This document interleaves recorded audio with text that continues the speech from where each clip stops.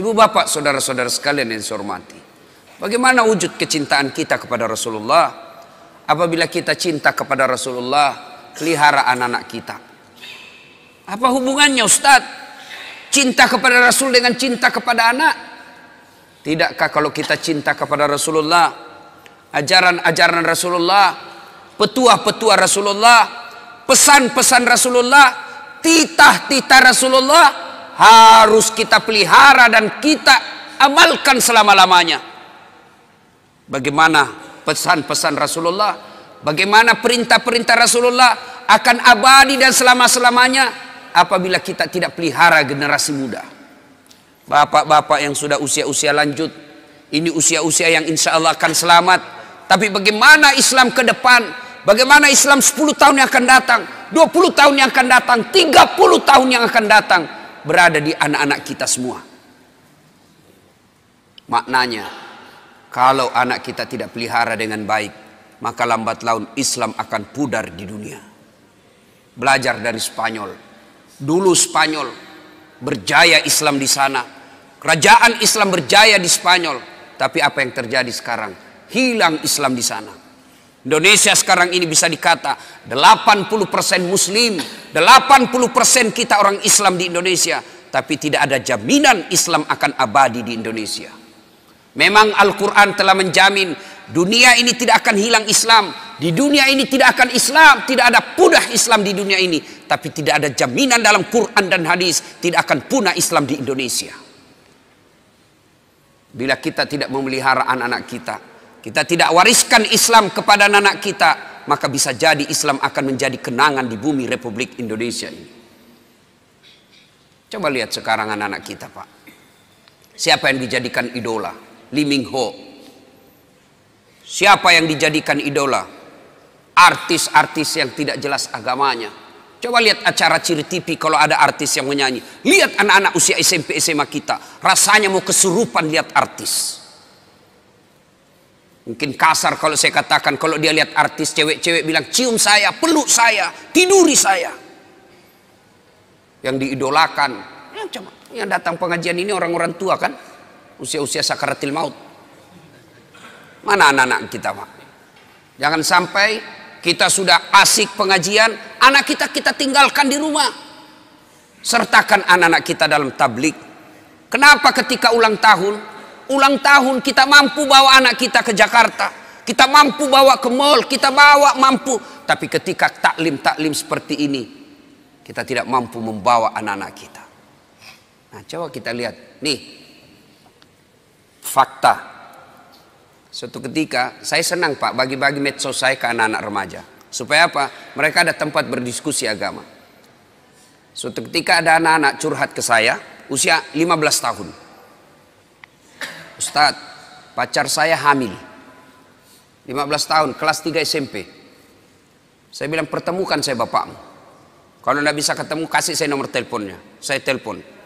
Saya sampaikan ke bapak orang tuanya, nikahkan. Jangan lagi ada pikiran kau gugurkan itu kandungannya anaknya, pacarnya. Saya cerita-cerita, lalu saya tanya, sudah berapa perempuan kau kasih begitu? Apa dia jawab? Sudah 5 Ustadz, tapi baru 1 ini yang hamil. Kelas 3 SMP. Saya tanya, bagaimana caranya? Tidak mungkin kau bisa masuk hotel. Kamu kan kelihatan muka anak-anak. Apa jawabannya? Memang tidak di hotel Ustadz. Terus di mana? Di rumahnya itu perempuan Ustadz. Makin bingung saya. Gimana ceritanya kok bisa masuk di rumah perempuan? Apa jawabannya? Saya tahu jam-jam berapa tidak ada orang tuanya di rumahnya. Rutinitas orang tuanya saya sudah hafal.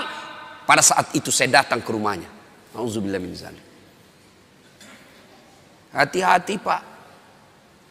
Kita terlalu sibuk. Tidak punya waktu untuk anak. Padahal kita cari nafkah supaya apa? Anak. Heran kan? Orang tua cari nafkah supaya anaknya baik-baik hidupnya. Tapi sayang 1000 sayang. Anaknya hanya diisi perutnya, tidak diisi imannya. Kita terlalu bingung apa yang dimakan anak kita. Padahal demi Allah, ada enggak di rumah ini mati kelaparan anaknya? Tolong tunjukkan saya, Pak. Ada di rumah sini yang mati kelaparan anaknya? Ada? Ada Pak. Bohong Bapak kalau katakan ada. Tapi yang mati gara-gara narkoba bisa jadi ada. Mati gara-gara ngelem. Lem pox dia campur lem tikus. Jangan kau campur lem Korea, ndak bisa terbuka mulutmu itu. Ayo. Mati gara-gara balapan. Mati gara-gara narkoba. Itu banyak Pak yang begitu. Maknanya jangan cemas soal perutnya anak, yang kita cemaskan agamanya. Perut apa? Terlalu bingung. Cicak aja dijamin rezekinya oleh Allah. Cicak. Bapak tahu cicak? Tahu cicak? Apa dia makan cicak? Hah? Nyamuk. Masuk akal enggak? Di mana ketemunya? Enggak punya ke terminal. Satu di dinding, satu terbang. Di mana ketemunya? Kalau kita pesawat bisa ketemu. Di mana kita ketemu? Di terminal. Ini nyamuk enggak punya terminal. Di mana ketemunya? Tapi Allah yang ngatur rezekinya cicak. Sehingga lagu kita dulu kan, cicak-cicak di dinding, diam-diam merayap. Datang Pak. Cicak yang datang, nyamuk yang datang. Datang seekor nyamuk. Lagu tidak mengatakan cicak lompat ke nyamuk. Wah, enggak, setengah mati cicak, kasihan. Itu lagu-lagu dulu Pak, memang bagus. Saudara-saudara sekalian, nih perhatikan anak kita. Nih lagi nih. Saya ini kan banyak yang curhat Pak. Termasuk tadi malam ada lagi yang curhat anak-anak. Tapi tadi malam anak Jambi, bagus juga curhatnya. Ustadz, saya mau berhenti sekolah. Kenapa? Saya tidak tega lihat ibu saya kerja. Saya kena tipu. Bapak saya kontraktor, kena tipu Ustadz. Saya sekolah tapi saya tidak yakin bisa dapat kerja yang baik. Nah ini baik, ini curhatnya yang begini. Masih baik curhatnya yang begini. Tapi yang curhat lagi, apa yang curhat? Bilang gini, Ustadz, saya lagi di hotel Pak. Saya biasa kalau pergi ceramah saya rahasiakan hotel kamar. Kenapa? Untuk istirahat. Ini tiba-tiba resepsionisnya diberitahu nomor kamar saya. Datanglah ini anak muda usia 21 tahun. Dia ketuk pintu kamar. Assalamualaikum. Waalaikumsalam warahmatullahi wabarakatuh. Anak muda. Kenapa Dek? Boleh curhat Ustadz? Oh boleh, tunggu kalau gitu kita ketemu di lobi. Ceritalah saya di lobi. Apa dia cakap? Ustadz, kira-kira diampuni enggak dosa saya? Apa dosamu Dek? Saya pukul orang tuaku. Siapa? Bapakku saya pukul Ustaz. Wah, besar dosamu itu. Kenapa bisa? Pemabuk bapak saya Ustaz. Mabuk aja kerjanya siang malam. Dia pukul mama saya. Saya jengkel, saya pukul juga. Dalam hatiku, benar juga ini sedikit. Lalu, ya cerita-cerita. Nanti saya kaget. Waktu saya gali-gali masa lalunya. Dia bilang apa? Ustaz, saya waktu kelas 3 SMP, kelas 1, kalau saya tidak salah dia bilang kelas 1 SMP. Waktu kelas 1 SMP saya berhubungan suami istri dengan sepupu sekali saya. Kelas 1 SMP kelas berapa ya? Kelas 1 SMP umur berapa itu Pak? 12 tahun kan? 12 tahun. Usia 12 tahun dia sudah berhubungan suami istri, berzina dengan sepupu satu kalinya, anak saudara bapaknya. Saya bilang, kau pacaran? Tidak, suka sama suka saja Ustaz. Berapa lama kau begitu? Apa jawabannya? Sampai kelas 1 SMA. Fakta. Ini bukan sinetron. Kalau sinetron kan biasa dibuat-buat. Kisah nyata. Apalagi yang membuat miris hati saya ketika dia bilang apa? Ustaz, selesai itu karena dia menikah, saya begitu lagi dengan pamanku. Saudaranya mamanya, laki-laki. Berarti ini anak biseks. Laki oke, perempuan jadi. Selesai dengan pamannya, dia begitu lagi dengan kakaknya yang pertama kali ditiduri, sepupu sekalinya. Auzubillah min dzalik. Ini fakta. Hati-hati Pak. Apa yang rusak anak-anak kita sekarang? Ada yang tahu jawabannya? Kira-kira apa yang rusak anak kita sekarang? Nih, handphone, smartphone. SMP, SD dikasih handphone begini, rusak anak bapak. Metode mendidik orang tua sekarang mulai hilang, jauh dari nafas Islam. Orang tua kita dulu tidak ada sekolah, tidak ada gaji bulanan, tidak ada rumah dinas, tidak ada kendaraan dinas, tapi anaknya bisa dia didik menjadi orang-orang hebat. Coba lihat orang-orang tua dulu, cara mendidik anaknya. Coba lihat, saya ingat, saya kecil, satu tempat tidur 4 kami di atas, sampai SMA. Satu tempat tidur. Tujuannya apa? Ternyata apa? Oh, menimbulkan kekerabatan, emosi di antara saudara. Apalagi ada yang menjadi spionasenya orang tua, ada jadi mata-matanya orang tua. Mak, pacaran kakakku. Kenapa kau tahu? Saya dapat suratnya di kamar. Kenapa? Ada yang jadi mata-mata. Dulu kita mau pergi main, saya paling sering itu ditolak sama teman-teman. Karena kalau saya main, mak, saya mau pergi main. Apa kata mamaku? Iya, kau pergi tapi bawa adikmu. Orang Bugis bilang matarana. Tidak tahu saya bahasa Dumai sini apa. Kalau kita pergi main, syaratnya boleh tapi bawa adik, urus adik. Pergilah. Saya biasa ditolak sama teman. Dia bilang, tidak usah kau kasih masuk dasat. Adiknya cerewet. Lagi main, nangis lagi adiknya. Apa tujuannya, Pak? Menjalin persaudaraan dan tanggung jawab sejak kecil. Kita minta duit, tidak langsung dikasih itu. Pak, saya membayar besok.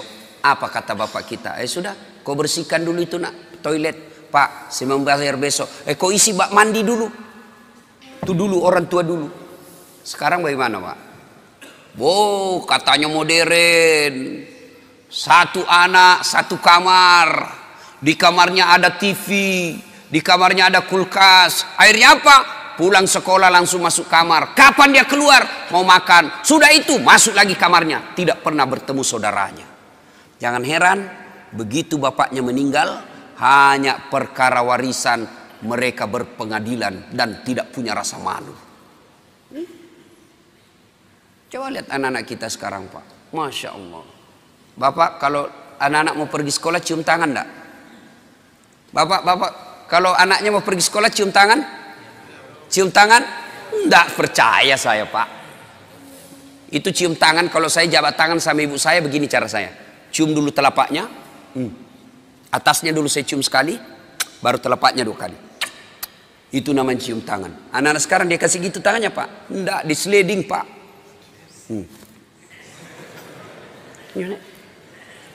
Begini saja caranya. Di kepalanya di sini. Sekali tangannya cowoknya tabek, Kak. Beleng-beleng. Hormat betul sama cowoknya, sama mamanya kurang ajar. Kalau mamanya yang telepon, nah jemput dulu ibu, bapakmu ndak bisa jemput, bapak masih sibuk di kantor. Apa jawabannya anak laki-laki? Capek mak, baru pulang kuliah. Memang enak kuliah mak, mama ndak pernah rasakan kuliah sih. Capek, saya ndak bisa. Giliran ceweknya yang nelpon, Kak, jemput dong. Tunggu deh, 10 menit saya datang. Inilah anak-anak kita. Coba, siapa yang salah? Apa sepenuhnya salah anak? Tidak, 90% salah orang tua. Bapak mau tahu enggak masa depannya dikubur nanti? Mau tahu masa depan dikubur? Lihat anak-anak kita sekarang, Pak. Kalau sudah dekat subuh, bunyi gerendel pintu. Siapa itu? Ternyata anak kita pergi ke masjid. Masya Allah, bapak sudah kaya itu. Jam 5:30 anak-anak sudah pada pulang, buru-buru mandi. Kenapa? Mau datang berjamaah ke masjid. Bapak sudah kaya meskipun bukan anggota DPR. Berapa banyak orang tua saya lihat, pejabat publik, kepala dinas, pejabat berteras, dicium tangannya sama pegawainya di kantor, dimuliakan. Mau naik mobil dibukakan pintu mobilnya, tapi sampai di rumahnya dilempar sama anaknya yang masih SMP. Orang tua paling miskin itu. Suatu ketika Nabi menuju ke satu tempat. Dalam perjalanan menuju ke tempat tersebut, Nabi melewati pemakaman. Nabi melewati pemakaman, lalu Nabi bersabda, saudara-saudara sekalian, langkahkan kakimu dengan cepat. Sahabat melangkahkan kaki dengan cepat. Sampai di tujuan. Balik lagi Nabi, melewati rute yang sama. Sahabat ketika lewat di pemakaman, langkahkan kakinya dengan cepat. Nabi bersabda, tidak usah cepat-cepat, tidak usah buru-buru, tenang saja. Sahabat bertanya, ya Rasulullah, tadi waktu pergi kami disuruh buru-buru, kan pulang, tidak lagi. Ada apa ya Rasul? Nabi menjelaskan, begini, andai saja kau diberi telinga seperti pendengaranku, kau akan tahu betapa disiksanya tadi ini orang dikubur.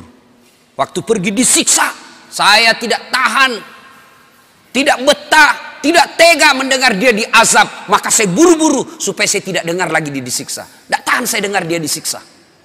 Balik, tidak lagi. Kenapa ya Rasul? Saya mendapat berita dari Jibril. Allah perintahkan kepada malaikat penyiksa di kubur, wahai malaikat, siksaanmu, hentikan siksaanmu. Tidak mungkin kusiksa itu orang tua di kubur sementara anaknya di dunia lagi belajar mengaji membaca. Bismillahirrahmanirrahim. Baru bismillah dengan nama Allah pengasih penyayang, baru itu dia baca, Allah perintahkan hentikan siksaanmu. Maka bapak-bapak, kekayaan kita sesungguhnya yang bisa membantu kita dikubur bukan rumah, bukan mobil, bukan tabungan, bukan kebun sawit, tapi yang bisa menolong bapak ketika sudah di alam kubur adalah anak. Ibu-ibu, saya tanya ibu, ibu, kalau ibu meninggal kira-kira siapa yang doakan ibu? Suami? 3 bulan dia kawin lagi. Ini fakta pak. Saya kan selalu belajar di medsos itu. Ada kawan saya naik haji, meninggal istrinya, nangis betul, nelpon saya nangis terus, sampai bengkak matanya.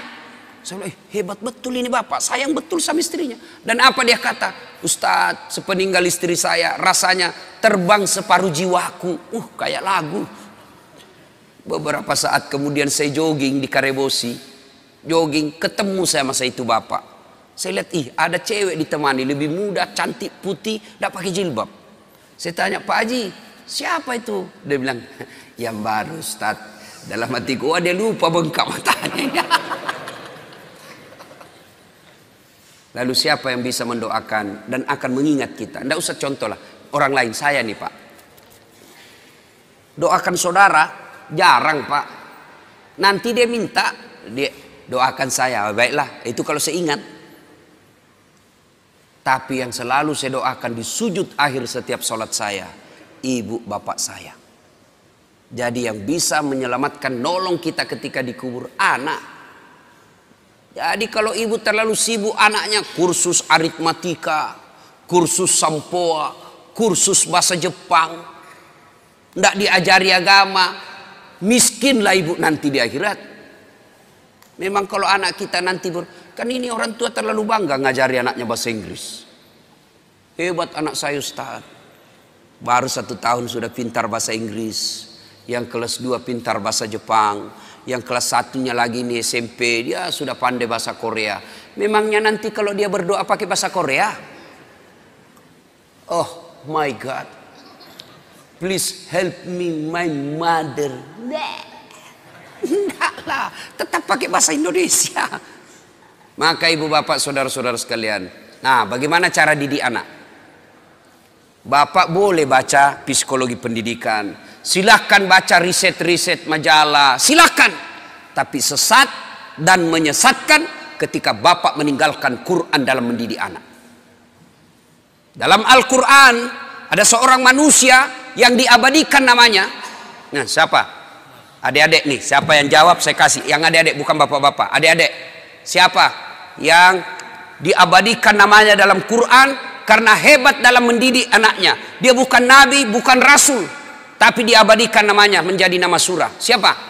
Siapa namanya? Ayo, saya kasih hadiah. Sini. Berdiri sini. Saya kasih hadiah. Sebelum dijawab pertanyaan itu ada passwordnya. Passwordnya adalah siapa namanya neneknya Ustadz Dasad. Dek ya, lain kali jawab saja sembarang, belum tentu mereka juga tahu ini nenek saya. Itu namanya kritis. Ya, ayo siapa namanya orang tua yang hebat mendidik anaknya lalu diabadikan menjadi nama surah? Siapa namanya, Dek? Dika. Oh, nama Dika dia, tapi nama yang saya maksud ya, orang tua yang diabadikan namanya dalam Quran, siapa namanya? Lukman. Tepatnya Luqmanul Hakim. Sudah ada benarnya, ada apa dia? Oke. Salam tangan dulu bos. Ya. Beda itu rasanya uang ustadz dengan uang Kapolres. Bapak saudara-saudara sekalian, namanya Luqmanul Hakim. Diabadikan menjadi nama surah karena hebat dalam mendidik anaknya. Nah, maka karena waktu terbatas, bapak kalau mau ibu, bapak mau mendidik anak, buka Quran. Surah Luqman, mulai dari ayat 13. Allah ajarkan menurut Luqmanul Hakim, ya bunayya, wahai anakku, la tusrik billah, jangan kau serikatkan Allah. Artinya yang pertama diajarkan kepada anak, akidah. Anak-anak kita kecil-kecil, 7 bulan, 9 bulan, 1 tahun, mereka anak kecil kan senang lagu, maka perkenalkan lagu-lagu Islam, perkenalkan akidah, tauhid melalui lagu. Ada waktu saya kecil kan lagunya begini. Topi saya bundar, bundar topi saya. Kalau ibu-ibu dulu kalau dia didik anaknya, lagunya dia perkenalkan sejarah Nabi melalui apa? Lagu. Pada zaman dahulu kala, pada zaman jahiliyah. Saya tanya ibuku lagi nyanyi, kenapa zaman jahiliyah mak? Dia jawab, lahirlah seorang Rasul yang terakhir dan mulia. Saya tanya, siapa nama Nabi terakhir mak? Dia jawab lagi, Nabi Muhammad namanya. Siapa nama ibunya mak? Siti Aminah ibunya. Bapaknya siapa? Abdullah nama ayahnya. Di mana tinggal? Di Dumai atau Pekanbaru? Madinah tempat tinggalnya. Terus selanjutnya mak, dia lanjut lagi lagunya. Setelah dewasa diangkat menjadi Rasul. Siapa yang angkat? Ketua RT atau Pak Desa? Oleh Allah yang kuasa. Allah itu siapa mak? Pencipta alam semesta. Akidah masuk. Itu lagu dulu. Kalau datang suaminya, dia hibur. Marah suaminya, dia nyanyi juga ibu-ibu dulu. Nyanyi tapi sopan lagunya. Marah-marah suaminya, pak, pak, pak, pak, pak. Nyanyilah dia. Insaflah wahai manusia, bila dirimu bernoda. Marah lagi suaminya, dia goyang kepalanya. Joget juga tapi kepalanya aja goyang dengan tangan jari-jarinya. Dialah pengasih dan penyayang kepada semua insan. Itu lagu-lagu zaman dulu. Ibu-ibu tidak ada majelis taklimnya tuh, tidak ada baju seragamnya. Dulu. Sekarang ibu-ibu apa lagunya? Yo ayo, yo ayo, yo ayo. Ayo apa? Ayo poligami.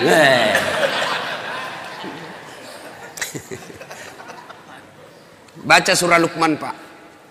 Nah didik melalui surah Luqman. Yang kedua diajarkan dalam surah Luqman, ajari anakmu berjalan di muka bumi ini jangan rasa sombong. Itu diajari dari kecil. Kita bersaudara bisa jadi satu rahim, satu jalan keluar, tapi rezeki berbeda, akhirnya anak pun kita berbeda. Bapak kaya, saudaranya bapak yang tua juga kaya, yang bungsu miskin. Mereka bersepupu sekali anak-anak kita, mereka berbeda status ekonomi. Jangan biasakan anak kita sombong di depan sepupunya. Kan banyak ini pak, bapaknya yang kaya, anaknya kurang ajar. Pembantunya kasar, sopirnya kurang ajar dia. Oh, itu sampaikan, saya bosnya ini sopir, bukan kamu. Saya ini bosnya ini pembantu, bukan kamu. Jangan kau kurang ajar sama pembantu. Itu ajarin begitu. Bapaknya yang Kapolres, anaknya jadi Kapolda. Semua pegawainya bapaknya dia perintah. Tidak boleh itu. Ajarkan kepada anak kita sopan santun. Jangan dia muka sombong di muka bumi ini. Dan seterusnya dan seterusnya. Banyak. Baca surah Luqman. Dan yang paling terakhir, jangan lupa doakan. Apa doanya anak soleh? Allah ajarkan sebuah doa kepada Ibrahim alaihissalam yang ada dibadikan dalam Quran. Rabbi habli minas solihin. Ya Allah, berikan hamba anak yang soleh. Amalkan itu. Ibu-ibu lagi suap anaknya atau cucunya, suap sambil doa. Rabbi habli, mama. Rabbi surah, Rabbi habli minas solihin. Lagi dimandi anaknya disampo. Rabbi habli minas solihin. Mau tidur anak kita, usap-usap kepalanya, Rabbi habli minas solihin. Mau pergi sekolah, dekap dia, Rabbi habli minas solihin. Anak kita bertanya, apa itu bunda? Saya doakan Nanda supaya anak jadi anak yang soleh. Sampai di sekolah mau bolos anaknya, enggak deh, saya enggak bolos. Tadi bunda saya mendoakan saya jadi anak yang soleh. Coba diamalkan itu. Ada kemanakan saya pak, sudah mau maghrib masih main bola. Saya panggil, Fatur, sudah Mina, ayo berjamaah ke masjid. Sedikit lagi om. Oke, dia main futsal. Saya tunggui. Azan maghrib masih main bola. Terpaksa Ustaz Dasat masuk lapangan. Saya bisik telinganya, Rabbi habli minas salihin. Langsung menangis. Heran semua orang lihat. Ih, hebatnya Pak Ustaz. Dia bisik saja kemanakannya menangis. Dia tidak tahu telinganya saya bisik. Tanganku dibawa menjepit.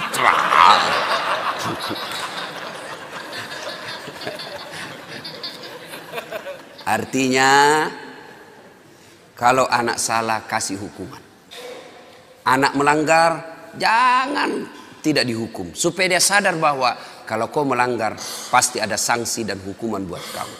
Tapi jangan lupa hidayah dan petunjuk datang dari Allah Subhanahu wa taala. Ibu bapak saudara-saudara sekalian, inilah tausiah kita pada taklim kita kali ini. Mudah-mudahan ada manfaat. Terima kasih kepada Bapak Andi Abdul Latif yang telah memfasilitasi sehingga saya bisa sampai di tempat ini. 2 hari saya berada di tempat ini, subhanallah, alhamdulillah. Senang sekali bisa bersilaturahmi dan itulah nikmatnya persaudaraan dalam Islam.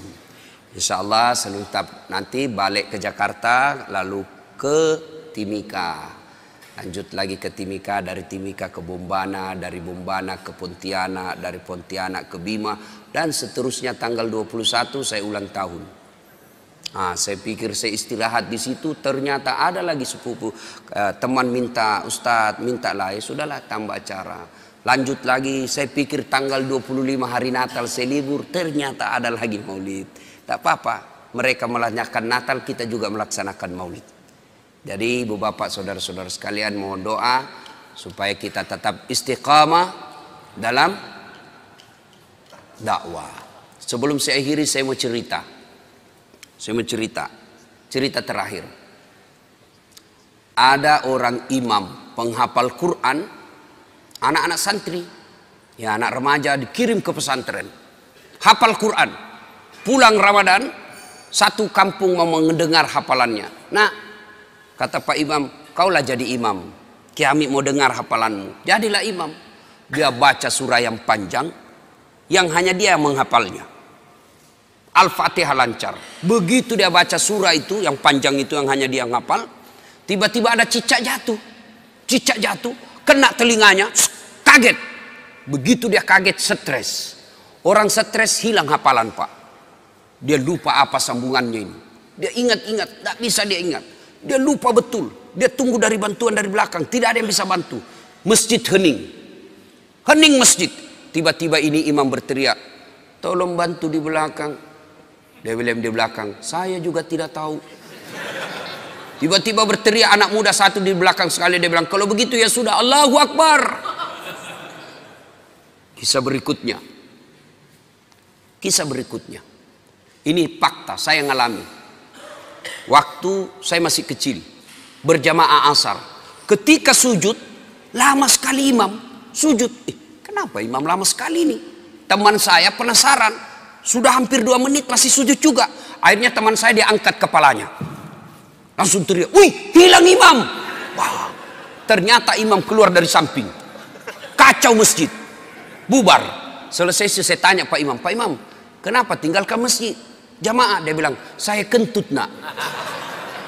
Sebelum Pak Imam, lain kali kalau kentut kasih bangkit jamaah, angkat kepala supaya kami lihat.